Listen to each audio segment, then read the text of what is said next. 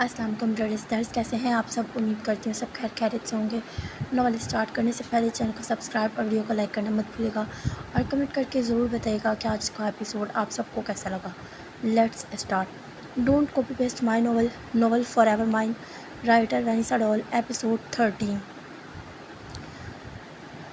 چلیں شروع کرتے ہیں۔ ہر طرف رات کا اندھیرا پھیلا ہوا تھا، مگر ایک وجود کی آنکھوں سے نیند اوجھل تھی، کیونکہ دل میں جلتی آگ کسی صورت کم نہیں ہو رہی تھی، اور وہ آگ اپنی محبت کو کھو دینے کی تھی، جو اس کے وجود کو ایک ایسی سیاہی میں دھکیل چکی تھی کہ وہ چاہ کر بھی اس سے نکل نہیں سکتا تھا۔ جب اچانک ہی کوئی وجود دروازے کو جھٹکے سے کھولتے اندر داخل ہوتا، قہربار نگاہوں سے بیڈ پر موجود وجود کو دیکھنے لگا تھا۔ اس کی زندگی جہنم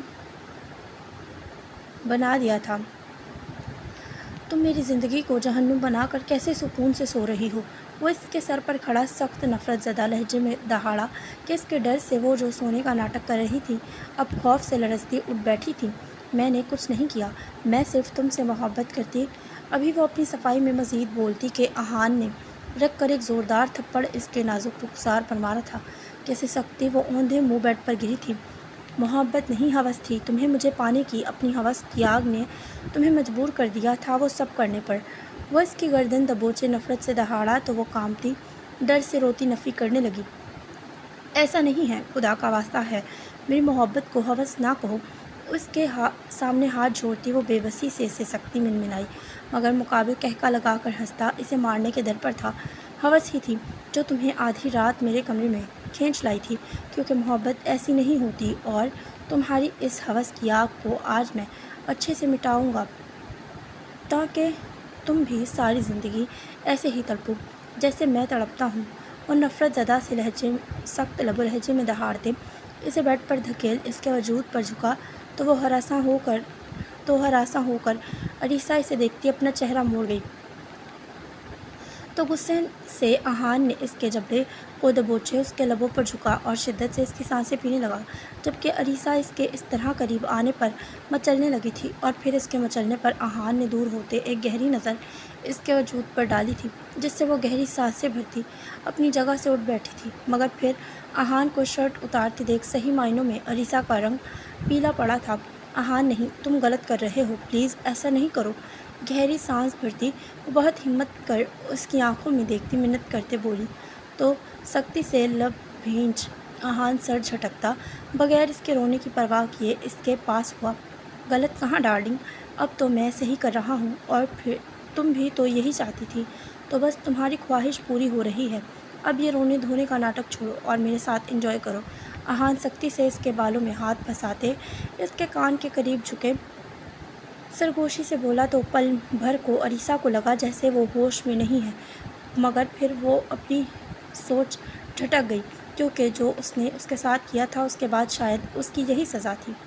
اسے کچھ نہ بولتے دیکھ آہان اس کے بالوں پر گرفت ڈھیلی کر اس کے لبوں پر جھک دھیرے سے وہاں پر اپنا لمس چھوڑ اس کی گردن پر جا بجا اپنا لمس چھوڑنے لگا، اور پھر اس کے کپ کپاتے وجود کو دیکھ آہان نے اسے لٹاتے سائڈ لیمپ آف کر دیا، جبکہ بے آواز روتی عریسہ دل سے میں دعا کر رہی تھی کہ آہان ایسا نہ کرے، مگر وہ شاید آج کچھ سننا ہی نہیں چاہتا تھا، اور دھیرے سے اس کی گردن پر گہری مہریں لگاتا اس کی شرٹ کو کندھے سے کھسکاتے وہاں بھی اپنے لبوں کا لمس چھوڑ اسے کانپتے محسوس کر اس کی گلابی لبوں پر جھکتا شدت سے انہیں چوم اسے مزید کانپنے پر مجبور کر گیا کہ عریسہ یکدم اپنا سانس روکتا محسوس کر اس کے کندھے پر ہاتھ رکھ اسے خود سے دور کرنے کی کوشش کرنے لگی، جسے اگنور کر آہان اس کے دونوں ہاتھ اپنے ایک ہاتھ کی گرفت میں لیتا دھیرے دھیرے اس کے وجود پر اپنی مہر لگانے لگا بغیر اس کے جذبات کی پرواہ کیے، جبکہ وہ جو اس کے وجود کو اپنی نفرت بھری وحشتوں سے ریزہ ریزہ کرتا ساری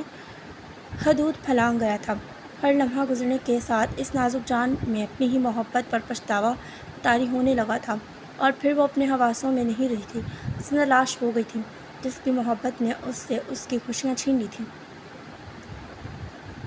اگلا منظر، وہ گاڑی پارک کرتی سنجیدگی سے وہاں آگے بڑھتی جا رہی تھی، جب سامنے کھڑے وجود کو دیکھ مہانور بے یقین سے اس کے سامنے آ رکی۔ شامیر خان، تم یہاں کیسے؟ مہانور نے سوالے سرد مہری سے پوچھا، جبکہ وہ جو اسے اپنے سامنے دیکھ کچھ حیران ہوا تھا اپنے چہرے پر آتے حیرانگی کے تاثرات کو نارمل کرنے لگا۔ یہ میرا گھر ہے مس مہانور، جہاں آپ اس وقت موجود ہیں۔ شامیر سنجیدگی سے اسے بغور دیکھتا سرد مہری سے بولا، تو یعنی ایس کے تم ہو؟ مہانور نے الجھن سے پوچھا۔ اسے کچھ سمجھ نہیں آ رہی تھی کہ وہ کیا کہے اس شخص کو، کیونکہ اگر وہ غلط ہوئی تو وہ اس کا بزنس پارٹنر تھا۔ وہ کیا سوچتا اس کے بارے میں کہ وہ ایسے ہی اس پر الزام لگا رہی ہے؟ ہاں، کوئی شک ہے کیا؟ وہ اس کے چہرے پر آتی لٹوں کو اپنے ہاتھ کے پوروں سے پیچھے کرتا سنجیدگی سے بولا۔ تو مہانور نے حیران ہوتے اس کی حرکت کو دیکھا۔ تو پھر تم مجھے وہ پھول کیوں بھیجتے تھے اور وہ آدمی مجھ پر نظر کیوں رکھ رہا تھا؟ مہانور نے سوالیہ غصے سے سرد انداز میں پوچھا۔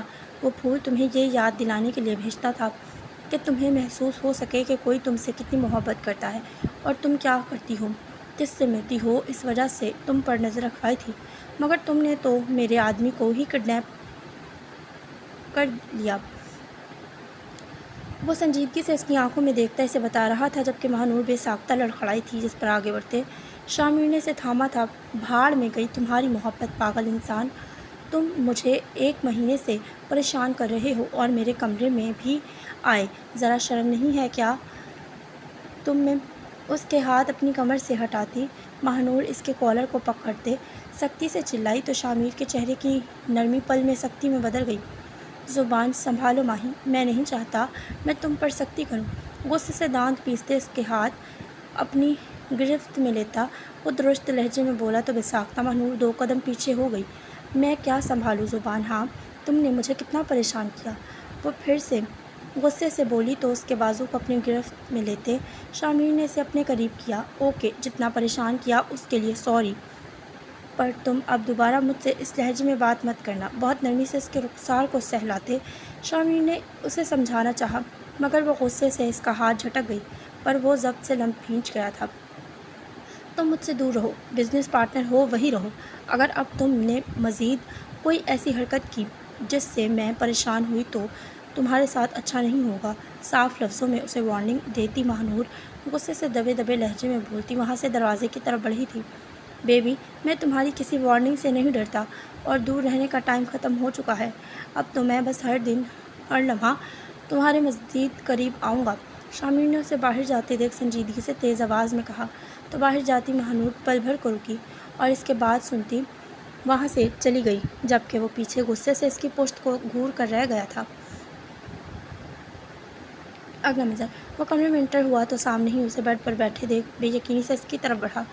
اسے تو لگا تھا کہ وہ اپنے کمرے میں چلی گئی ہوگی، مگر یہ کیا، وہ تو اس کے کمرے میں موجود تھی۔ زرشل، تم یہاں کیا کر رہی ہو؟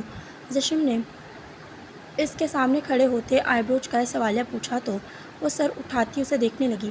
وہ مما نے کہا کہ رخصتی کے بعد مجھے آپ کے کمرے میں رہنا ہے اور اب سے یہی میرا کمرہ ہے، زرشل نے سنجیدگی سے اسے دیکھتے بتایا تو زشم ہاں میں سر ہلاتا ڈریسنگ مرر کی طرف بڑھ گیا۔ صحیح کیا، بڑی مما نے تمہیں بتا دیا، ورنہ میں تمہیں خود آ کر یہ بتا دیتا۔ وہ سنجیدہ سا آئینے میں نظر آتے اس کے عکس کو دیکھ اسے بتانے لگا، مگر اسے وہ کچھ پریشان سی لگ رہی تھی۔ کیا یہ ضروری ہے کہ میں آپ کے ساتھ اسی کمرے میں رہوں؟ زرشل نے کنفیوز ہوتے پوچھا۔ اسے اب زشم کے ساتھ رہنے کا سوچ کر کچھ گھبراہٹ سی ہو رہی تھی۔ ہاں، نکاح کے بعد سب کپلز ساتھ ہی رہتے ہیں۔ وہ اس کے پاس ہی بیٹھتے نرمی سے اسے بتاتے بولا، پر کپل تو شادی کے بعد بنتے ہیں نا، اور میری تو شادی نہیں ہوئی ابھی تک۔ وہ اب بھی پریشانی سے اس سے پوچھ رہی تھی۔ زرشل، نکاح کا مطلب ہی شادی ہے، اور تمہاری شادی مجھ سے آج نکاح کے بعد ہو چکی ہے اور اب ہم کپلز ہیں۔ زشم نے نرمی سے سمجھاتے اس کی الجھن کو دور کرنی چاہی تھی۔ شادی میں تو شور ہوتا ہے، مہمان ہوتے ہیں، ڈانس بھی ہوتا ہے، شادی ایسے تھوڑی ہوتی ہے۔ آپ مذاق کر رہے ہیں نا؟ زرشل نے اسے جانچتی نظروں سے دیکھتے صدمے سے پوچھا۔ میں نے آج تک کبھی تمہارے ساتھ کوئی مذاق کیا ہے؟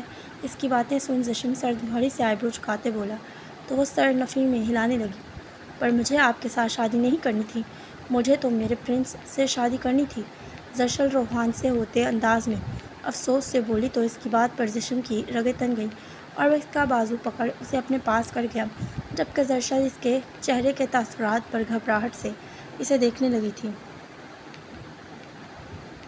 تمہاری شادی مجھ سے ہو چکی ہے اسنو وائٹ، اور میں ہی تمہارا پرنس ہوں، اور خبردار، آئندہ تم نے میرے علاوہ کسی کو سوچا بھی سرد موہری سے اس کی آنکھوں میں دیکھتے زشم سنجیدگی سے اسے وارن کرتا بولا، جی ٹھیک ہے، اب بازو چھوڑے، میرا درد ہو رہی ہے مجھے۔ وہ دھیرے سے اس کی گرفت سے آزاد ہونے کو منمنائی تو زشم فوراً ہی اس کا بازو چھوڑ گیا جسے وہ سہلاتی بار بار اسے غصے سے دیکھ رہی تھی۔ دکھاؤ کیا ہوا ہے؟ اسے خود کو دیکھتے دیکھ زشم نے کہتے اس کا بازو پکڑ اس کی سلیو اوپر کرتے اس کی بازو دیکھی تو سرخ نشان دیکھ وہ پریشانی سے اس کی بازو کو اپنی انگلیوں کے پوروں سے سہلانے لگا۔ یہ کیا کر رہے ہیں آپ؟ درشل نے گھبراتے اپنے بازو کو اس سے چھڑواتے سلیو ٹھیک کی تھی جبکہ زشم کو سمجھ نہ آئی وہ اس سے کیا کہیں۔ درشل دیکھو، میں تمہارا ہسبینڈ ہوں نا، اس لیے میں تمہیں ٹچ کر سکتا ہوں ہنی، اور کوئی نہیں، اس لیے یوں انکمفرٹیبل فیل مت کرو۔ زشم خود پر ضبط کرتے سے اس کے اور اپنے رشتے کے متعلق سمجھاتا اٹھ کر فریش ہونے چلا گیا جبکہ وہ ویسی ہی بیٹھی رہی۔ زشم، آپ نے تو اب تک مجھے فارم ہاؤس کے پیپر نہیں دیے۔ وہ فریش ہو کر آیا تو وہ اسے دیکھتی درشل سنجیدگی سے بولتی اسے مسکرانے پر مجبور کر گئی، کل تک وہ پیپر تمہارے پاس ہوں گے، اور پھر کبھی اگر تم نے نکاح ختم کرنے کی بات کی تو میں وہ پیپر تم سے واپس لے لوں گا۔ زشم نے سنجیدگی سے اسے ڈرانا چاہا تھا۔ اوکے ڈن، اب میں سو جاؤں؟ وہ مسکرا کر اس سے پوچھنے لگی تھی۔ ہاں سو جاؤ، اور صبح جلدی اٹھنا، کالج جانا ہے نا؟ زشم نے لب دباتے شرارت سے کہا تو وہ جو سونے کے لیے لیٹ چکی تھی جھٹ سے اٹھ بیٹھی۔ کوئی نہیں، 2 دن کی چھٹی پر ہوں میں، اور آج میں بہت تھک گئی ہوں، اس لیے اب 3 دن کی چھٹی کروں گی، اور آپ نے مجھے ڈانٹا تو میں بابا کو جا کر آپ کا سیکرٹ بتا دوں گی۔ وہ روحانسی ہو کر اسے ڈراتی مزے سے واپس لیٹ گئی تھی جبکہ زشم تو پریشان سا اسے دیکھتا رہ گیا تھا اور پھر سر جھٹکتے صوفے کی طرف بڑھ گیا۔ اگلا منظر، خان اتنا غصہ کیوں کر رہے ہیں؟ جو ہونا تھا وہ تو ہو گیا نا؟ اسے غصے سے سگریٹ پیتے دیکھ رائنا اس کے ہاتھ سے سگریٹ پکڑتی ایسٹرے میں رکھتی بولی، تم؟ خان نے ایک سرد نظر اس کے چہرے پر ڈالی۔ رائنا، میرا غصہ غلط نہیں ہے، تم جانتی ہو زرشل کو وہ اس سے کتنی چھوٹی ہے، اور پھر زشم جتنا پرسکون گھر پر دکھتا ہے وہ ویسا بالکل نہیں ہے۔ خان نے سرد موہری سے خود پر ضبط کر اسے اپنی بات سمجھانا چاہی تھی مگر اسے پریشان دیکھ وہ خاموش ہو گیا۔ خان، وہ جیسا بھی ہے ہماری زرشل کا بہت خیال رکھے گا کیونکہ اس کی آنکھوں میں زرشل کے لیے بہت کچھ ہے جو وہ ظاہر نہیں کرتا۔ رائنا نرمی سے اس کے ہاتھ پکڑتی سنجیدگی سے بولی تو خان گہری سانس بھر اس کی پیشانی چومتا اسے اپنے سینے سے لگا گیا۔ وہ باپ تھا زرشل کا بھلا وہ کیسے پرسکون ہو جاتا اتنی بڑی بات پر، مگر اب صبر کرنا تھا کیونکہ اس نکاح کے پیچھے کی وجہ جاننی تھی جس کی بنا پر زرشل نے اپنے بابا کے سامنے زشم سے نکاح کے لیے کی رضامندی دی تھی۔ جانا خیال تو اسے میری بیٹی کا رکھنا ہی پڑے گا، ورنہ میں اسے اس کی سزا ضرور دوں گا، پھر اس کے لیے مجھے کچھ بھی کیوں نہ کرنا پڑے۔ زرخان نے سنجیدگی سے کہتے اپنے دل و دماغ میں چلتی سوچوں کو جھٹکا تھا جو اسے مسلسل زشم کے بارے میں الرٹ سگنل دے رہی تھیں، جبکہ رائنا بس خاموشی سے سر ہلا گئی تھی۔ اس کے لیے خان کو کسی بھی بات پر سمجھانا بہت مشکل تھا کیونکہ وہ اس کی باتیں سنتا ضرور تھا مگر کرتا اپنی ہی تھا، جس وجہ سے وہ اس سے کسی بات پر زیادہ بحث نہیں کرتی تھی۔ وہ کمرے میں انٹر ہوا تو اینا کو غصے سے خود کو دیکھتے دیکھ ارسل نے مسکراتے اپنے قدم اس کی طرف بڑھائے جس پر وہ گھور کر اسے دیکھنے لگی تھی۔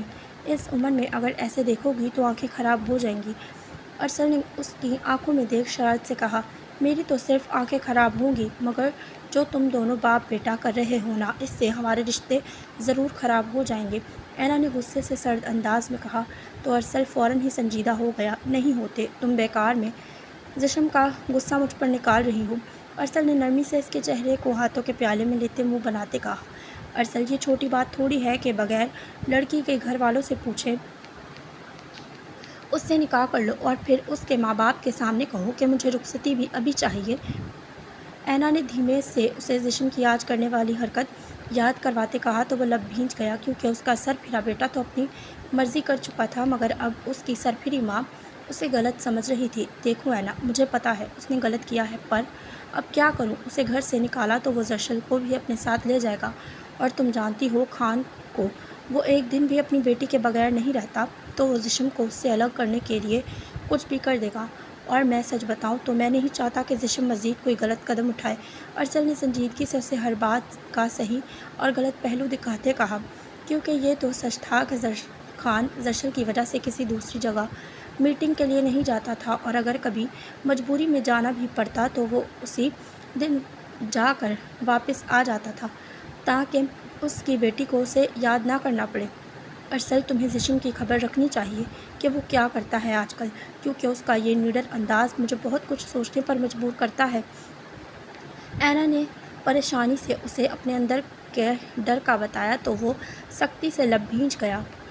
میں دیکھتا ہوں، تم پریشان مت ہو، ارسل نے اس کے رخسار سے ہلاتے نرمی سے سمجھایا، تو اینا ہاں میں سر ہلا گئی۔ جاری ہے۔